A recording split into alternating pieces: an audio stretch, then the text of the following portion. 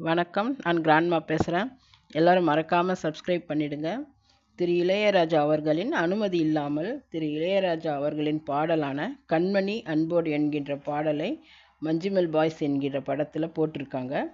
அதற்கு திரு இளையராஜா அவர்கள் நோட்டீஸ் அனுப்பியிருக்காரு. அதை பற்றி தான் இன்றைக்கி பேச போகிறேன். அந்த படம் சக்ஸஸ் ஆனதற்கு அந்த பாடல் முக்கியமான காரணம். ஆனால் அந்த பாடலின் இசையமைப்பாளரான திரு இளையராஜா அவர்களிடம் அனுமதி வாங்கலை. அவரை போய் சந்திக்க கூட இல்லை. ஆனால் அதில் நடித்த கமல் அவர்களை போய் சந்திச்சிருக்காங்க.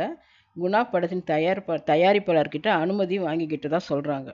குணா படத்தின் காட்சிகள் எதுவும் மஞ்சுமெல் பாய்ஸ் படத்தில் வெளியிடலை. முழுக்க முழுக்க இளையராஜா அவர்களின் பாடலைத்தான் ஒளிபரப்புகிறாங்க.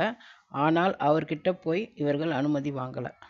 தன்னுடைய பாடலை தன்னிடம் அனுமதி வாங்காமல் மஞ்சுமெல் பாய்ஸ் படத்தில் போட்டிருக்காங்க.